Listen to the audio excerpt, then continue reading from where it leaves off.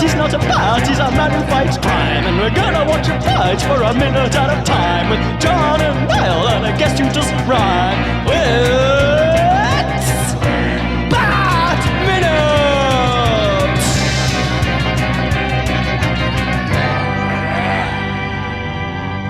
Attention, citizens of fair Gotham, welcome to Bat Minute of the Phantasm, the show that gleams like a beacon in the dark, guiding you to true fulfillment. We are not a cult. I must say that. That sounded very cultish.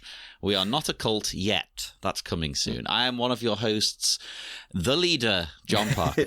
And I am a co-host who often, feared that we would become a cult. We walk the edge of that abyss every night, but we haven't fallen in yet, and I thank heaven for that. But it's me, Niall McGowan. So you think. I've actually been working on you slowly. You're my disciple now. Acolyte. And acolyte. That's a better word. And I'm the girlfriend that got dragged in and knows nothing that's happening right now. Yes, we're joined once again by Phil Dragash. That's me. It's me. Yeah. It's the man himself. That's my Instagram handle. That's correct. Yeah, he's growing young. Gotta get that in. I'm so glad I got that one. I've had it was in demand. That one. Well, I mean, come on. I've been in Dracula Land the last couple of days. I was in Whitby, which is of course where Dracula's boat goes to. No way! Of course, the I guess it would be at the ending of the recent what do they call it, the Voyage of the Demeter. That's what I want. I still want to see that. Apparently, I don't think he's credited on the final drafts or anything, but previous guest of the show, Mitch Bryan, that was his idea to do a Dracula. What? Do that. He when it was coming out, he was posting about it constantly, going, "It's coming! The movie's coming!" I think at one point, he came in and was like, did a draft of it or something, but Voyage of the Demeter was. I think it's because I read Dracula a couple of Halloweens ago, and the thing is like every version of Dracula ever, it always happens. Where it's as soon as he shows up in England, I just lose interest. I don't know what it is. It's just you want Transylvania. The Transylvania stuff's amazing, but when it gets to England, it just gets really boring for some reason. But in the book, I remember 3 or 4 years ago, and all the stuff on the boat is incredible. It's the best part of the book. So when they said we're making a movie of that, I was like, oh yeah, no, that makes total sense. It makes total sense. Yeah, because all the other movies that I can think of, at least, they tend to really gloss over the boat, but they're like, yeah, he gets on the boat, he goes to England. Yeah. Just get him to England. We need to move along. But the books are really atmospheric things. It's all the captain's logs. And it's them going someone's gone missing. And then as it goes on, they're like, people are saying they see this thing up in the mast. They don't know what it is. And it's just everyone, oh my God, there's 6 people have just gone missing now. And what are we doing? We're stuck out in the middle of the sea. We can't do anything. That's great. Make it like Alien. Yeah, no, that's exactly what it was like. And then they made it into a movie. Which I've yet to see. Didn't get amazing reviews, but I know that people kept calling it Triangle of Vladness because the movie Triangle of Sadness came out, and it was set in a boat, and I was like, no. And there's a lot of Voyage of the Demeter memes going around for a while. I was having a great time when they were there. Well, I was quite happy that in Whitby they really lean into it being Dracula. They just love how cheesy and corny it is. Oh yeah, this is like Dracula Town. Oh, that's Everything's cool. gonna be goth. So it'd be one of those things. I wonder if in Whitby, because people wouldn't immediately associate that with Dracula, so they might be more I wouldn't either. No. Yeah, this is our thing we're clinging to. And if you went to Transylvania, they'd be like, "Oh Jesus Christ, don't mention Dracula for the love of God." I know. Yeah, it probably is that way around, to be honest, because Whitby was a really nice place, but it hasn't got a lot there. It's very small, which is why it's hilarious to us here when you read it and you're like, Dracula goes to Yorkshire. What? It's I don't know, because to us it's a really just northern working class place. Yeah. You imagine he's going to go somewhere grand and opulent, Well, then it gets to London, and as I said, in every version I've ever seen of Dracula, as soon as he lands in London, bar Jonathan Harker saying, "It is the man himself." The movies and the book just get I don't know what it is. I don't. It's a personal thing to me. I'm just like, I don't know why I lose interest at that point. But I know. Well, anyway. you don't lose interest in this movie. This minute we are talking about today is minute 71, and it starts with a beaten bat, and it ends with some gleaming tat. Wow. That was wow. the award for best intro That was of the season. That was good. I reckon that's cheap jewelry from Especially because this is a really wonderful, sentimental and profound moment.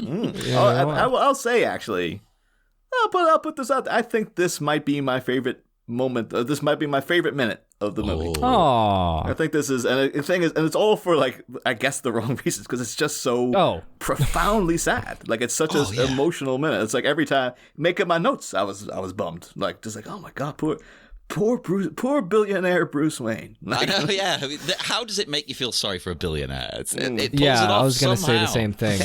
It's insane. Like, and he's sitting there just defeated. Right. I was initially going to say, like, he won the battle, but did he win the war? But he didn't even really win the battle.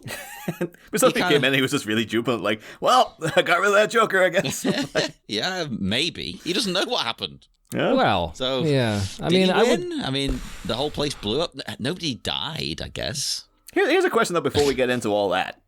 What is this thing in, like, the left-hand corner? The camera pans across, and there's a big thing with, like, stuff, like these balls hanging off it. I beg your pardon? What is that, though? Like, is it like a pipe organ? Like, what purpose is... I know there is just no answer, but, like, it's such just a weird so design. funny. I didn't even think about that at all. I just thought it was like some kind of, like, ventilation thing. But what are the balls for? Like, I don't know. Eroticism. To get... to catch the heat, because there's it's a vent. There's probably hot air coming out, and it's just you need balls to catch the heat. I mean, like, it's a metal. I would assume this is bronze. No, copper. Copper's a very big copper. Yeah. Yeah. So it's a very good conductor of heat. So the more you have, the more it goes into the balls, and then it just wow. just The heat is stored in the balls. I do wonder if Bruce and Alfred had the same conversation of just, why balls, Master Bruce? Maybe he was I'm trying scared out of balls, Alfred. It's time my enemies feared my dread. Maybe he was trying out a new symbol. Like, I'm kind of tired of being a bat. Let's go with something else. Dangly ball, man. But it kind of looks like he's got it's like a poncho on top of it, and he's just the threads dangling down or something. Yeah, long ball Bruce. Yeah, long ball Bruce. Check your jaws. When Alfred does pop down here with healing balms and whatnot, I genuinely thought at first, he's got a tea tray. Yeah. Which would be the most English thing ever, because here, if you're depressed, if you're hurt, if you're sick, it doesn't matter. Someone will bring you a tea. That is not a stereotype. Well, no doubt. So I've heard the legends. Yeah. A note I do have for because, like, Alfred. This is potentially in all the movies. This is like one of Alfred's best moments. This is much more, like, even more than Michael Goff did. Like, in all those, the 4 movies we had of him. Although he did have some great moments. I don't ever want to take away from Michael Goff. Be careful not to besmirch him. But I just remember, Efren Zimbalist's Alfred. Not just to Batman, but, like, I remember because I've been going through Justice League as well. And there's a whole thing in Justice League where, like, the Thangarian invasion happens, and because Hawkgirl's a Thangarian, it's revealed that she's like a double agent, and she's kind of betrayed the League and stuff, and they're all considering that because she kind of tries to redeem herself, and it's like, do we kick her out or do we not? And as she's waiting for the League to make their decision, they're in Wayne Manor, and Alfred shows up with a pot of tea, and he doesn't seem to have any familiarity with Hawkgirl, but he's really great with her. He just has a whole he's just like this, where she's really in bits, and he comes over and he's just like, well, I don't know about that, but I do know that because of your actions, we can have this nice pot of tea. Hey, and that is Alfred. Not a stereotype. Like, that is a genuine thing people do. If like, say, I don't know, your partner leaves you and you tell your friend, the first thing they'll do usually is make you a tea and, like, sit down and have a chat. Look, I can't believe it. People from the Well, I mean, you're from Ireland, Niall, but, UK people actually talking positively about the UK? Can't believe it. I can't believe I'm hearing this. Sometimes it's okay. It's not my favourite place. Sometimes it's all right. And that I'm not even a big tea lover, but it's just a nice gesture. Like, no matter what's wrong, tea will be presented to you. But what in... you're a bit of a world hopper, Phil. You've been to America. I've been everywhere. You've been to Austria. I've seen it all. So, like in Croatia, where you currently are, what would be like if something, if someone, died or something? Like, what would be the because here, even in Ireland, it's like someone's dead. You either give them a drink, like a beer, or tea. It's just a thing. A beer or tea. Interesting. There's the dichotomy of man. I would say here would be coffee. Okay. It'd be coffee. It'd be coffee. I mean, I am more of a coffee person, so I'd be even more into that. Hey, there we go. It's They always do Turkish style here. Oh, I get that very rarely, but I love it. Oh, wow. Yeah, here it's everywhere here. I mean, there was that time too. I've told the story many times on the show, but like that time I was on a houseboat and we crashed the houseboat and it was sinking, and we were. I'll tell you off mic because I've told the story before. He genuinely sank a boat. That's not a lie. Yeah. We were on a houseboat. We sank the houseboat, but as we were rescued by these random Russian people who were coming behind us, and they didn't speak a word of English. But when we got on, and this Russian guy, there's just nothing but a Speedo, came over to rescue us. And we got back over to his boat. The first thing he did was take out a bottle of vodka and give us all vodka. It's just like, of course, the Russians would have to give you vodka. I mean, I can't speak for all Russians, but every Russian I've met, and I did go to school with like 6 or 7 Russian kids for some reason, they did all genuinely drink vodka all the time. So, all the time.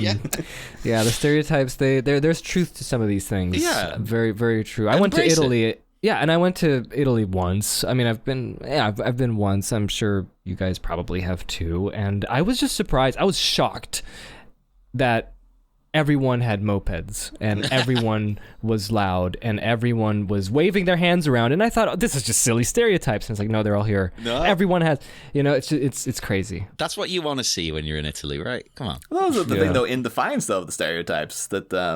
or introduced to, I guess it would have been like a secret stereotype, maybe, that I recently, me and John both met recently, but our friend, frequent guest of the show, Kit, had a friend of his come over from Germany, Esther.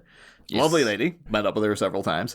And one of the big things she told me about Germany is like, every town, every other week will have a wine festival. Not so much the beer you're expecting beer, but she's like, you expect it because of Germany, right? Yeah, but she's like, no, all the people in the town usually will brew their own wine. And then they don't have it by itself. They always add sparkling water to it. So they'll take a little bit of wine and then add sparkling water. Yeah. Apparently that is just like, that's the thing in Germany. But you don't hear about that. You always hear about the big steins of beer and stuff. But which she's they like, do have, but maybe that's a bit like old school. Yeah, maybe I shouldn't be mentioning this on there because they're like, no, we don't want the people to know that this is what we're actually doing. This is our secret. Hidden. Yeah, it's a shame that when I was talking to her about this, because when I went to Germany, I had some German wine and it was very nice. But in this country, the German wine that we get is all super sweet. And I hate sweet wine. And I think basically they've gone, we don't want this. Send it to the English. Get rid of it. Okay. That makes sense. They have bad taste over there. I think that's the same in Australia. Like, Australians don't drink Fosters. They just send that to the rest of the world. They'll be like, you take the crap while we keep the good stuff. Don't blame you one bit, Australians, Germans, whoever's doing it. Don't blame you. Send us the crap. Yeah. We deserve it. We deserve it. Alfred coming over just cracking open a can of Fosters. To be extra English, I thought you should be cracking open a can of Stella Artois. Oh man! He drops the facade and he's just like, "You need a beer, mate." Like, I've got to be honest with you, Bruce. But man to man, not man to butler. I'm here for you, mate. I really am. Or I just want to see him take Bruce out like partying now. I'm going to cheer you up. I'm taking you down the pub. He gets the shots in. You know, the greatest moment that no one ever talks about in the first Karate Kid movie is when Daniel comes around and Mr. Miyagi's going on a night out. Yeah. And he's got his like party shirt and his party hat on. He's like, Daniel, I'll see you tomorrow, man. He's going to meet some ladies, you know. Yeah. I'd love to see Alfred just Hawaiian shirt, just like, I'm out for the night, Master Bruce. You're going to have to heal your own. But Alfred, Andrea's going, oh no, not tonight. Not tonight. It's his one club night of the month. Yeah. Like, don't ruin this for me, goddamn. damn it, I'll be back in at 6 a.m. Oh, man. Oh, but you got Bruce is feeling a bit ruined. He's lamenting. He couldn't save, Andrea. But Alfred has really... Alfred approaching was like, is this normal brooding, Master Bruce? Or is this extra level brooding? His normal thing is just brooding, isn't it? So it's kind of hard to tell. But he points out the truth, I think. He doesn't think that she wanted to be saved. No, that's Vengeance true. blackens the soul. And I think he's right. Like, it'd gone past that at this point, hadn't it? Like, because she had the choice to sort of stop. Bruce gave her this option. And yeah, there's never any moment of remorse for Andrea. Everything was just like, look at what they did. They had it coming. Like, it was... And she's not wrong. Everyone's right and wrong in this. That's what I like about this movie, Yeah. I would almost go to like Bruce saying, like, I just couldn't save her. Alfred's like, save her from what, though? She was already, like, just stopping her from killing the Joker isn't going to Exactly. This is her. what I like about this whole exchange here. Well, it does kind of speak to Bruce having a bit of a hero complex again. Because he thought that he could save Andrea. Yeah. Like, why? She's doing this herself. She's choosing this path, man. Yeah. Some people just want to be jerks.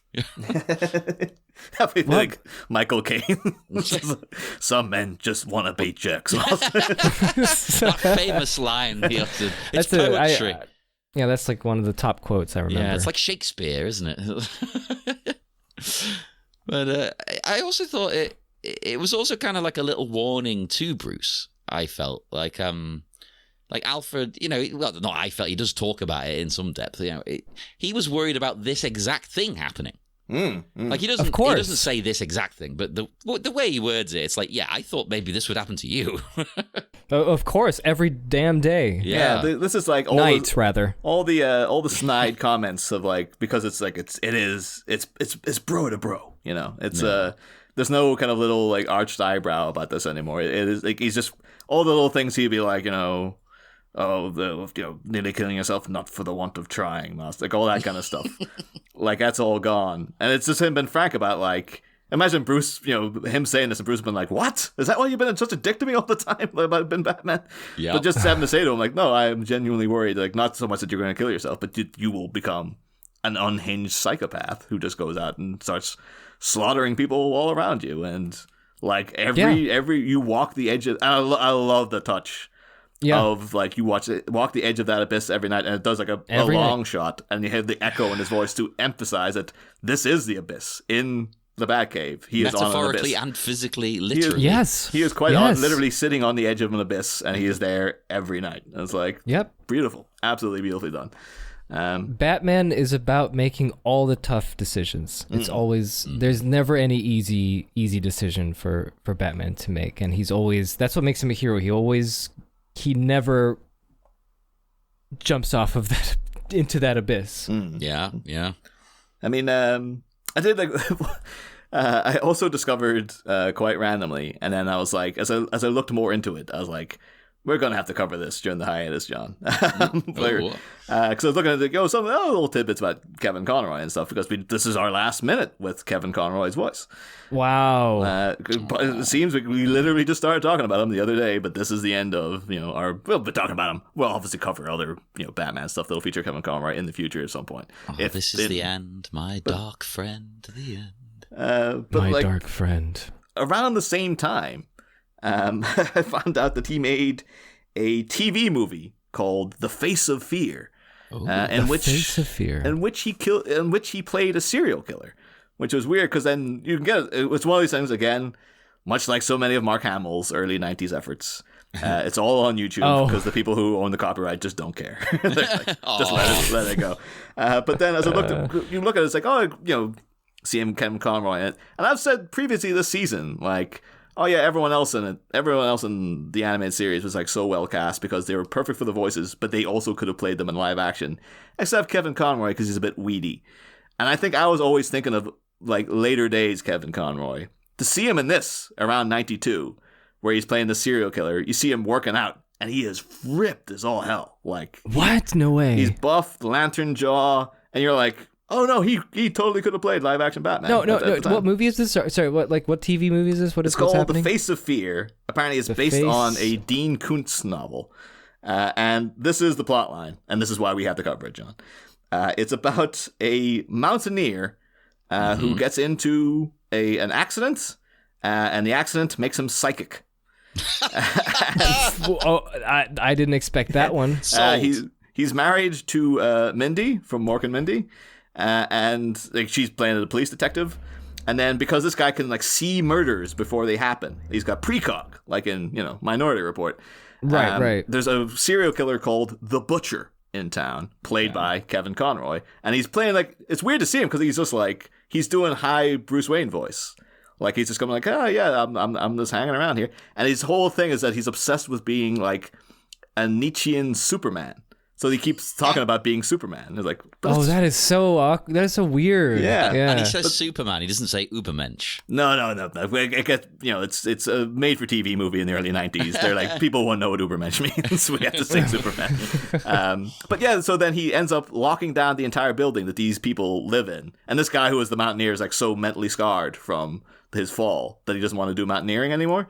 But throughout then, it's like kind of like a miniature Die Hard, I guess, or like an more intimate Die Hard, because it's Kevin Conroy chasing this couple throughout the skyscraper trying to kill them because he knows that this guy can can point the finger at him because he's got psychic abilities. There's a bit at the end where he's just like, I got you, you psychic son of a bitch, and stuff like that. And then to escape him in the middle of a blizzard, even though it doesn't look like it's a blizzard because it's a made-for-TV movie, they end up having to get out their mountaineering gear and scale the side of the building as if it's a mountain. What? And they're going in amongst all the grotesques and the gargoyles and stuff. And then at the bottom, Kevin Conroy's there with a gun shooting up at them and stuff. And it turns out he's got a partner played by Bob Balaban. And everything about this, I was like, okay, so this went from like a movie I had no interest in to like, we have to do a whole episode just about you just have to fear. I'm up for it, listeners. If you want it, let us know. Well, even if you don't want it, you're getting it.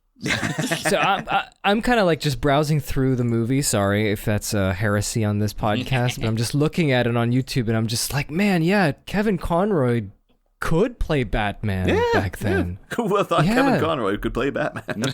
Who would have thought? Yeah. I mean, he was always like you said, he was a bit skinny most of the time, but here he's just he could do it. He even looks like in this movie at least, he does have the same kind of facial frame as Bruce Wayne does in the animated. Yeah, for some reason, every other time I'd seen him, because he did like stuff for Dynasty and Cheers and stuff in the 80s. Of course. And I always thought like, no, but he just looks like a skinny guy. It's just in that, and you see him, it's like, no, he's got the jaw, he's got the physique. It's like, no, back in '92, this guy definitely could have played Batman in live action. But well, now I believe it, thanks to The Face of Fear, 1990. I can't wait for this. Holy crap. And some other little random things I found out as I was looking into The Face of Fear is that also in '92, he was in a thing called Battle in the Erogenous Zone. I beg your pardon. What? Which is like apparently it's like people going to like, it's a 30-minute short about people going to like a college to learn. Like the exact plot line is a film short about two lonely people who learn the art of attracting a mate at the ultra-secret Academy of Romantic Destiny. But the thing is, it also stars Kimmy Robertson from Twin Peaks, favorite of both. I'm watching it already, yeah. Yeah. It's got Patrick Warburton in as the pool boy. Patrick Warburton, of course, Buddy from Seinfeld and The Tick and whatnot. And then also a lady called Diane Salinger, who we've spoken about before because she played the Penguin's mother in Batman Returns. So that's why that name sounded familiar.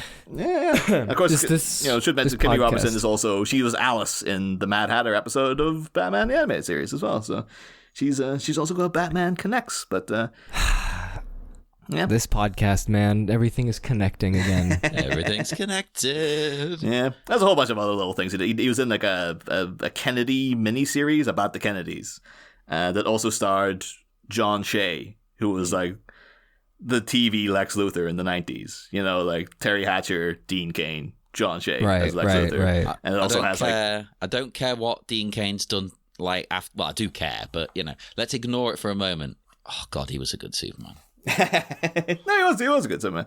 And Terry Hatcher still the best Lois Lane. So yeah, she's my Lois because I watched that a lot more than I ever saw the movie at the time. The movies. And then John Shea was also a good Lex Luthor. I remember he had a very staccato way of speaking, like, now then, Man of Steel. Like, it just had a sort of weird cadence to his voice. But yeah, John Glover, of course, the Riddler.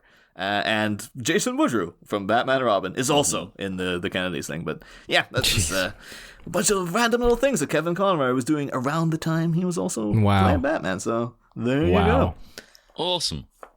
Never knew any of this. And one thing I just wanted to bring up as well, while talking about Batman potentially going over the edge, that itself being the title of an episode, is that we should actually... I completely forgot to like close the circle on it. But of course, the Phantasm character is based on a comic book character called the Reaper from... So I've heard. Yeah, the Year 2 comic line. And the reason people don't really talk about Year 2 is because it stinks. It stinks. It absolutely, it's total BS. And the whole big thing, like Batman teams up with Joe Chill and a bunch of gangsters to take down the Reaper. Yeah. No. Yeah. So then the big reveal though, because the big thing of Mask of Phantasm is Andrea Beaumont was the Phantasm. You thought it was Carl Beaumont, turned out to be Andrea. In Year 2, Bruce is engaged to this lady Rachel Caspian. But, it turns out Rachel Caspian is the Reaper. Is not the Reaper. Oh. Her dad. Walked into that one. Judson Caspian is the Reaper. Oh, her dad. Okay, I get it. But that's the big reveal is that, the Year 2 didn't even have the decency to be like, here's what's us. It's like, no, it's the old guy who's her dad, who was the Reaper the whole time. And he's like, even though he's like 70, he can still beat up Batman and stuff. But like, don't want to be ageist. So yeah, okay, that works. But the Reaper's whole thing is that like, he will slaughter everybody. Like he does not care. He will go out killing prostitutes left, right, and center because they're scum to him. Yeah. So he is what Batman, what Alfred fears Batman will become is the Reaper. And there's a whole sequence towards the end where like Batman confronts Joe Chill and he's like, I'm the son of the people you killed, you piece of crap. And he's about to shoot Joe Chill with the gun that killed his parents. And then the Reaper comes and kills Joe Chill instead. And there's a big final battle.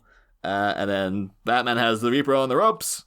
And the Reaper is like, you're under arrest, buddy. And then he kills himself rather than be arrested. But he says, at the time, he's like, I see now you are a worthy successor, because the Reaper was previously active as like an avenging angel in Gotham before Batman. He was like the vigilante they had prior, but he was just like a psycho who was killing everybody.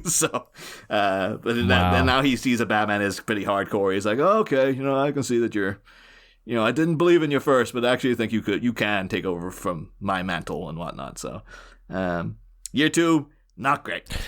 Year 2 doesn't sound great, no. No. There was a follow-up story called Full Circle from the same creative team that actually was pretty good, where Joe Chill's son, Joey Chill. What?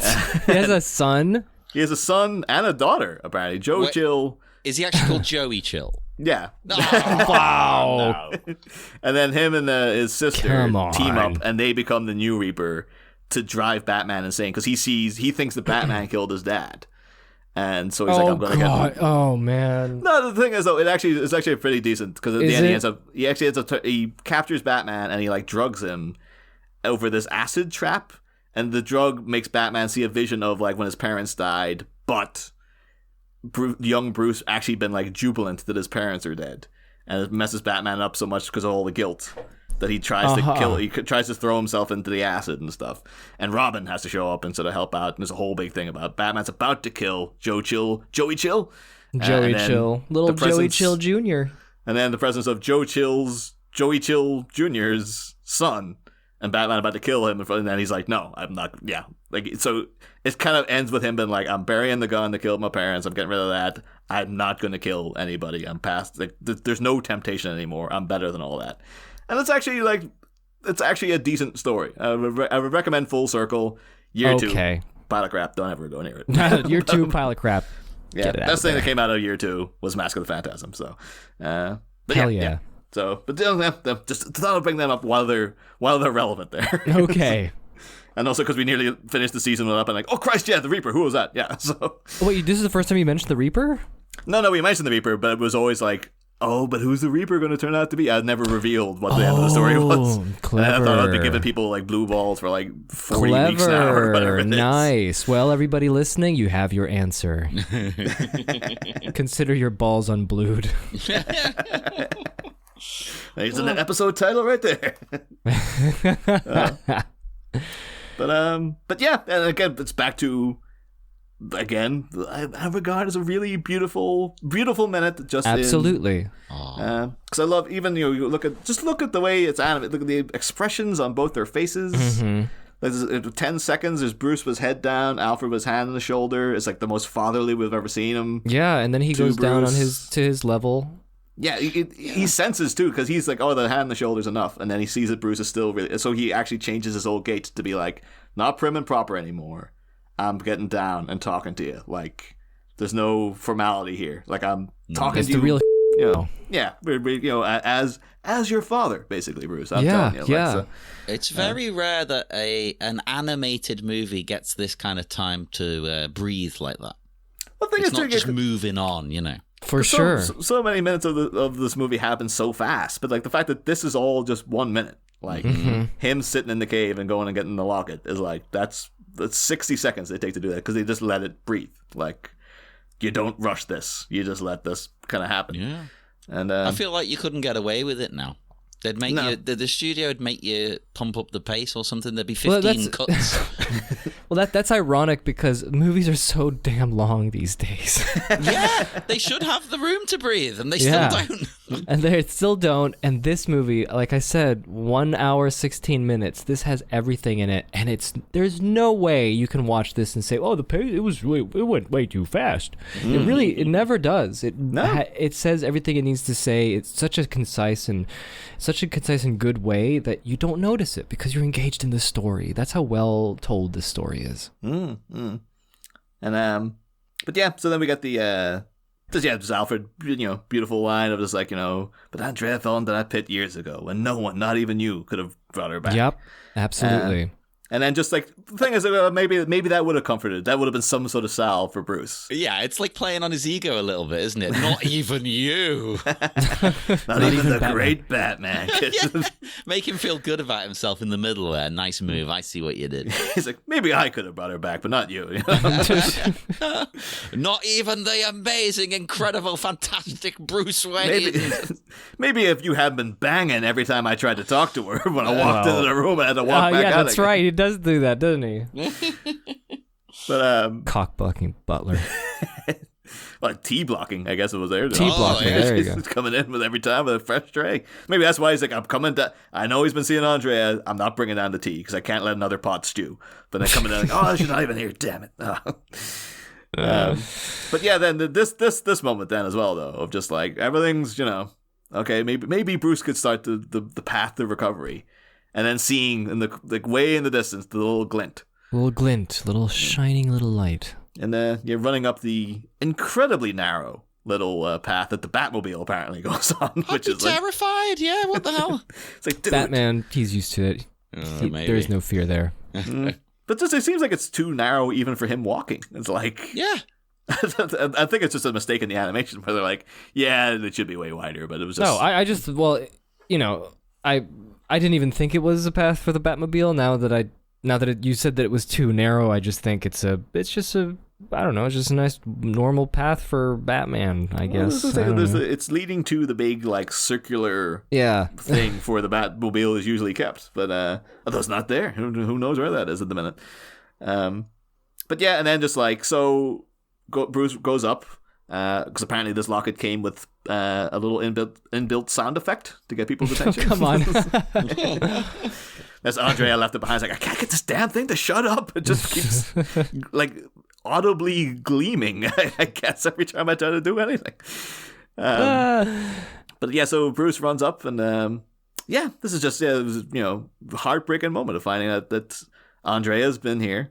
And so what do you guys interpret this gesture to mean? That she's left the locket, that like she had a locket of her and Bruce that she wore around her neck at all times. Even when she was dating Arthur Reeves, she was sitting like feeling the locket of her and Bruce. And the fact that she's left it in the Batcave for him, what is your interpretation of this gesture? that is the most difficult thing to work out in this movie, I think. Like, is she saying there's still hope? Because, for the two of them? Because I don't think there is. And that would be a bit of a weird manipulation of someone's feelings, right? I think maybe it's just, I don't know, is it just like, I want you to remember the good times? Or is it...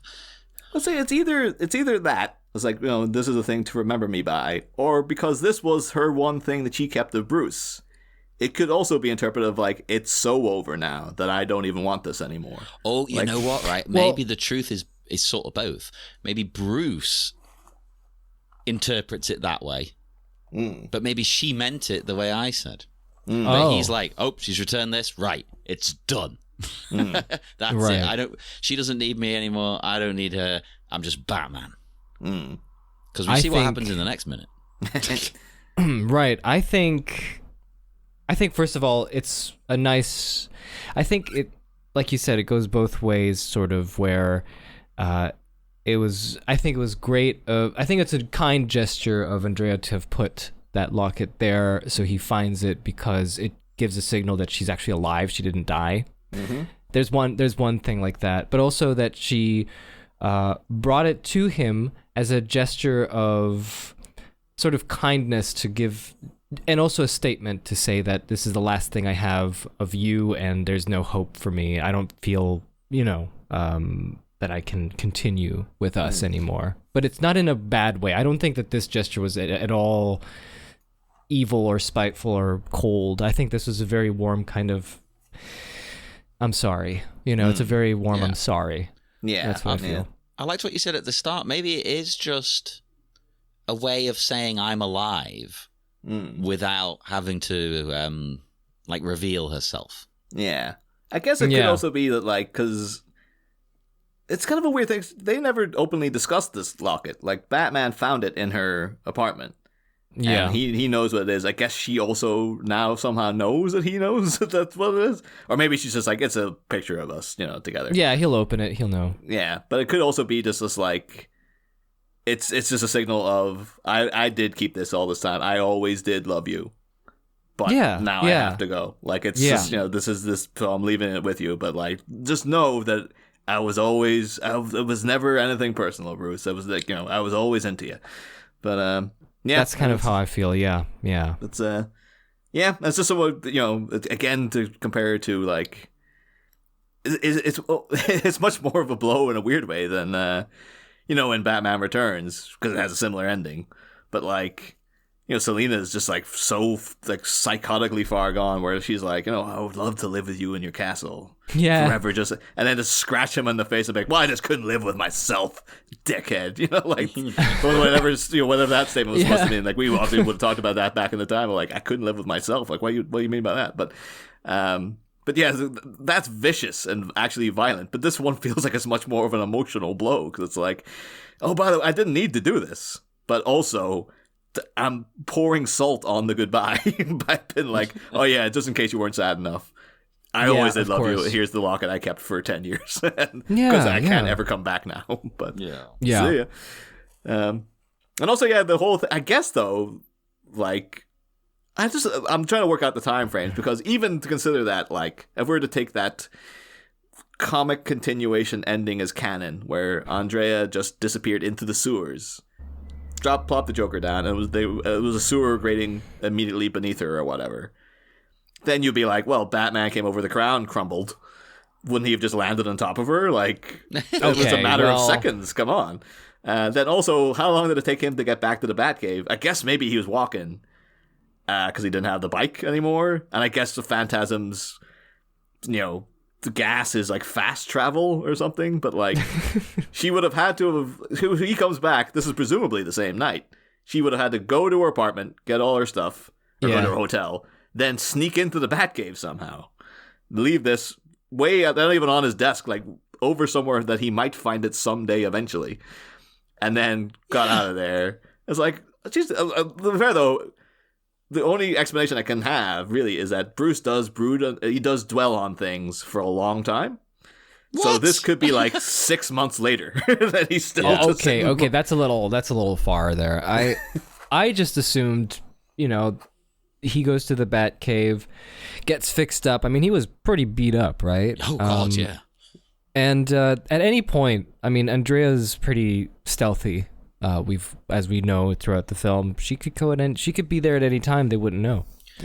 She's just that good. Yeah. It's a weird place to leave it, though. It yeah, is. Admittedly, yeah. Maybe she was leaving it and got interrupted, so just put it there on her way out. It could have been, that whole time that Bruce was sitting there in silence, she was coming down, she's like, oh no, I better just leave it. I was going to leave it on the computer, but I'll leave it here. On the desk. That's what I was thinking, yeah. But he looks up and he sees the plume of the Phantasm smoke. He's like, she's still with the smoke? What is the smoke? What? Are you literally disintegrating and reintegrating in places? Because that's what it seems like. Why are you using the smoke all the damn time? It is like a smoke. It is like a nice...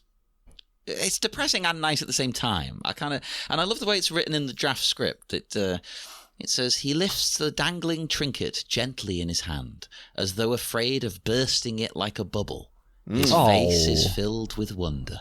It's like, that's really nice. It's cute. Yeah. They're making it sound like filled with wonder. This is like his face doesn't say wonder to me here. It says like he's about to burst out in tears. Like he looks so pained as it happens. Like that is the draft. Yeah. I'm surprised that they didn't add in. I thought they would have put in a single manly tear. A single manly tear. Men can only cry one. Face. Yes. You can only cry when it's raining. We've established that throughout the movie. Every time Bruce Wayne's emotional, it always happens to be raining. So it always could happens be tears. To be raining. It could be the rain. It could be rain. It's like, Alfred, set off the fire alarm. I need to get some of this out. Because the sprinklers come on. Oh, thank God. But no, yeah, it's just again, I just love the animation. The way his pupils contract. Just the expression on his face is so emotive. Of like, you feel the plume of emotion dwell up in him, and then him. You really do. Because he's Batman, he has to kind of let it quell down again. Because Batman doesn't burst out in tears. He represses everything. That's his whole deal. And so Batman always has to make the toughest decisions. Yeah. And then we got this beautiful callback to earlier in the movie, because when Andrea first left, Alfred had to give Bruce the ring back, and there was a shot of him standing with the head down as Alfred was in the distance just looking at him. And here we go, Bruce standing by himself, and Alfred, It's this thing too where he's isolated, but he does have a guy there, but he is also like alone, and he's not over like hugging Alfred or anything. It's very much like, no, I have to. It's Batman. It's kind of part of his, the whole problem with him, I think, as a person, is that he's like, I have to deal with this. I have to stand here by myself and just like internalize this, rather than like talk it out. Like the closest to talking out was just that one line I said back there, So. Well, I mean, who knows? For all we know, after it cuts away, Bruce might have walked back, and Alfred might have given him a nice hug. I would like to think that, but from what we know of Bruce, it's like, that was as much as he's going to open up, even to Alfred. Well, Alfred's already in T mode at this point. Yeah. He's just like, oh Christ, True. Get my emergency kettle out. Yeah, boil the damn kettle, man. That's the butler's utility belt. He's got tea bags. That's it. Yes. He's got a little laser thing, so he can turn any container of water into a kettle by like zapping it with the laser. Yes. Like, thank goodness. Good old Alfred. But that's kind of the end of minute 71. Beautiful. I think, as I say, I think this, just by how masterfully it's done, I would say this is potentially, this and the next 2 minutes are like just the best the movie gets. Yeah, the next 2 minutes really, when I watched it, for this podcast, I was just, when that choir comes back and you see Batman, you see the bat symbol again, and you're just you just feel so like that's how it is. This is Batman. Yeah, it's the heroic like march, but it's because his whole vibe is just like, okay, this is it. this is what I'm in for. So, but yeah, the one thing we are doing though, Phil, this season, because BTAS was so seminal to folks growing up, people around our age. We are asking the guests what their other favorite cartoons were, and seeing as you've been everywhere, man, you've been all around the place. Apparently, I'm wondering. I'm curious to hear what did you used to watch way back when? Well, before I answer that, I'm curious. I know that people who are listening to this in sequential order, like a normal person, they already know some of the guests' cartoons or shows that they watched as kids, and I'm kind of curious, like which ones were mentioned. The one I think that's come up the most frequently has been Real Ghostbusters. Yes, absolutely. Hilarious. That's like every episode almost. Yeah, every other episode, someone is just like, Real Ghostbusters. Just like, Well, won't you be pleased to know I've not seen a single episode of Real Ghostbusters? Holy yeah. moly. Yeah. I've I've not. Phil, because I think you might be slightly younger than us. Like, what age are you currently? I am 89. Oh, yeah, also it's not that much. Because it might have been a generational thing, but no, you would still got repeats of Real Ghostbusters. Yeah. At that It's point. so funny. Real Ghostbusters. I've seen bits of it. I've never seen it. I've never seen any episodes. The general conclusion most people have agreed with us on, we came to, was that it doesn't hold up. So I wouldn't advise you go and watch it now. It's very of the time and not in a good way necessarily. Not in a good way. Wow. I'm kind of morbidly curious now. Yeah, I shouldn't have said anything. The one I've been really like, because we mentioned it's, this movie's not like all the live action movies because they always had like every other scene to be a new actor, even as an extra, someone with one line, that kind of thing. We haven't had a lot of that. So at the start of the season, when we were introducing everybody, we kept bringing up Freakazoid because everybody in this worked on Freakazoid, and yet nobody mentioned. Like, people would occasionally bring up like Tiny Toon Adventures or Animaniacs. No one brought up Freakazoid at all. Well, that's a crime because Freakazoid is one of my favorites. I loved watching Freakazoid as a kid. In fact, I remember in the 90s, I was very obsessed with Animaniacs to the point where I had daydreams about making an Animaniacs movie with me in it. And I was like, I want to make, because they're so wacky and cool. By the way, okay, I was like 7 or 8. And I even like was drawing like what I wish I could make like an animated movie. And because I used to, my initials are PD.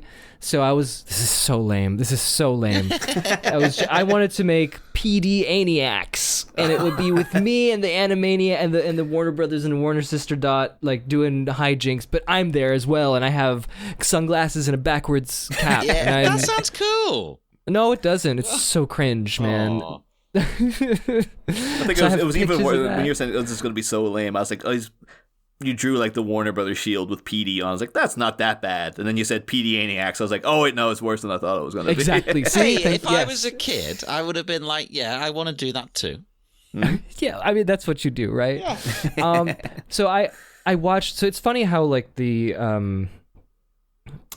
gradient of, I remember Tiny Toon Adventures, but I was a little too young to really watch all of it. But then I was just old enough for Animaniacs. I told you I was really obsessed with that. Then Freakazoid comes into the scene, and gosh, that's like the one that I like the most now. Like I loved it when I was watching it, and I laughed at the jokes that I didn't even get. That's how funny it was, Because there's so much, right? You've seen it. Like they make, it's like the guys. It was like pretty much the same team that also did Animaniacs, right? Yeah, I think it's even Tiny Toons as well. And then all the Tiny Toons people went on to make Batman the animated series as well. Right. That's right. Yeah. And so for me, Freakazoid is kind of like them doing whatever the hell they think is funny. Yes. And it doesn't matter if people get it or not, because I remember there were some really deep cuts to like references to some obscure movies or TV shows in there that no one would get unless you were the people making it or someone who actually knew about movies on a deeper sort of nerdy level. And I just love Freakazoid. I love Freakazoid. Like I when it came out on DVD, I was like, almost day one, I bought the first season. You know what I mean? That's how much I loved it. I really gotta go back to it. Because I used to watch a lot of Tiny Toons. I used to watch Animaniacs. Freakazoid, I think it wasn't on as frequently over here. Like, I caught it, and I liked it. but it didn't have the same level of saturation that Animaniacs did. No, it didn't. For some reason, it wasn't as popular, which was frustrating. I think I might recall that it was frustrating when I was that young, and I really wanted to watch more Freakazoid, but it never showed up. I've seen people like on YouTube do like evaluations of it, and every time they show clips, I was like, "That looks great!" Like I should you really gotta watch it. all You that. really do. I recommend you watch all because there's only 2 seasons, and they're so funny. They are so funny. I think they hold up, and I think it's the same attitude though. You saying about like, oh, it's things that because I think like Paul Dini wrote, who wrote a lot of this. Wrote on Freakazoid, and I think then you watch like the Batman, the Brave and the Bold, where it's Paul, it's them just doing silly crap. And the last episode of that is like written by Paul Dini, and it's got jokes like Batmite wants the show to be cancelled, so he hires Ted McGinley to play Aquaman because Ted McGinley gets everything. That's a joke. Yes, that's Freakazoid. There you go. And so as you're watching it, you're just like, no child is going to understand that joke. Yeah, exactly. Yeah, but Paul Dini understands that joke and thinks it's hilarious. And then, like, as an adult, I'm like, yeah, I get it. It is funny. Yeah. I just remembered there's one in Freakazoid where he goes, "Pull the string." Oh my god! And there's so much of that in there. Oh, it's right. So good. That speaks to me in particular because back when you actually had the sound on your mobile phone, nobody does anymore. My text message tone. I ripped straight from Ed Wood was him going, "Pulls a string." Yes, that's great. I love it. So I think it would just really resonate with you guys if you watched Freakazoid. Please do Super Teen Extraordinaire Freakazoid. I think the one thing that put me off is I remember that theme tune being such an earworm though. Like runs around in underwear, Freakazoid. Yeah. And it's just things like, no, that's stuck with you now for a week. You're not going to get rid of that. Yeah. Well, there's nothing better on TV. Freakazoid.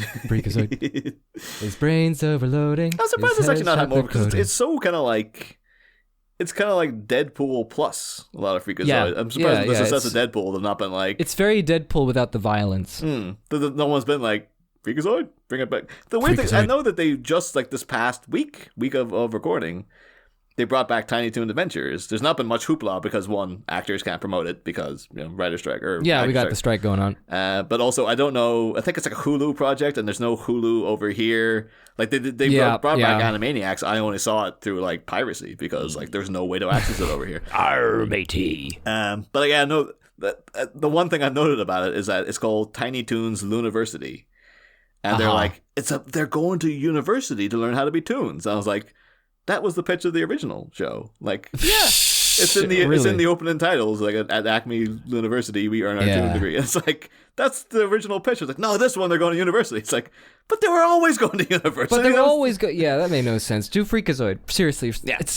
I'm sorry, I'm just singing its praises, but the fact that no one else mentioned Freakazoid on this podcast was that the show you were going to bring up? I mean, I was, but I thought everyone's going to say Freakazoid. No, maybe it's come up once.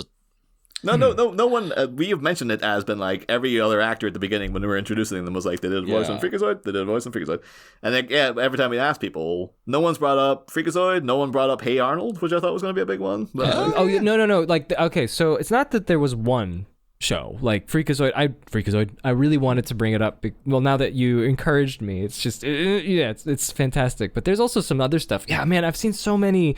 Like when I was living in the States, it was Nicktoons. It was mostly, and it was cartoons. It was Powerpuff Girls, Dexter's Lab, Johnny Bravo, Cow and Chicken. I would just go in rotation because that would be on, right? I loved Powerpuff Girls when I was a kid. Yeah, and I haven't seen it in a long time. I really want to rewatch it. I've been rewatching Dexter's Lab. It is so much more bizarre than I thought. Like first of all, I just realized how short each episode was, and how sometimes, like many times, it would end on a downer. It would be such a weird, tragic ending in many of the episodes, and it just like and there's very little dialogue as well. I mean, I guess that's Genndy Tartakovsky. Yeah, that's his whole deal. Is like most like episodes of Samurai Jack where there's just no talking the whole time. Yeah, exactly. Yeah. But we will head off into the dark night once more. Phil, would you like to tell people where they can find you online or promote anything you've done or are doing? Whatever you want. Absolutely. So my name's Phil. I've been in these 2 episodes, and it's been really fantastic that Niall and Jonathan had me to talk about Batman once again. Been here since '89, since Batman at '89. It's amazing. Hell yeah! How many years I is love this it. now? 6 years plus. Incredible. And all I can say is my name is Phil Dragash, Phildragash. Wait, P-I-J. I can't even spell anymore. Phildragash. PD-aniacs. That was how it spelled. Yeah, that's what it was. I think the simplest thing is you could just Google me, and I think you'll find my link tree somewhere there, and you'll find things about me. You'll find things, and you'll easily get to what you need to if you're curious about what I do. Yeah. Hell yeah. I think that's not too bad, eh? Have a look for all of Phil's wonderful stuff. Everything you do is great, whether it be your thank podcasts you. or your art or everything. And that's so nice of you to say. Problem at all. It's true. That's why we love you. I really appreciate that. And do speak to us on Facebook at the Bat Minute Listeners Cave, Twitter at Bat Minute, Instagram the Bat Minute, Threads as well. Apparently, that's the thing. And yeah. I mean, people have stopped using it already, but I've even stopped posting to it. But I still have the notification set up, so if you message me there, I'll get the message. I'll be able to reply. And check out our network, Sleepy Charlie Media, on Patreon and TeePublic for more wonderful bonus things in exchange for money. Isn't that great? We need the money, you need the things. Great exchange. Yeah. And that's just how it works. That's how it works, yeah. Capitalism, baby. We all love it, right? What can you do? Join us again next time for minute 72 of Bat Minute of the Phantasm. Next time, bon voyage, Miss Beaumont. A broken bat mourns with his majordomo in his Mojo Dojo Casa cave, while we transition to an aquatic party taking place atop the waves. A sea-legged swinger sets his sights on a secluded siren alone above the fathoms. But could what's left of the femme he's flirting with be nothing more than a phantom? There's an incoming goodbye at a buoyant box office... Oh, jeez. There's an incoming goodbye at a buoyant box social, Batmites. Same Bat Pod. Different Bat Minute. Your angel of death... I must have tief in Tabitane.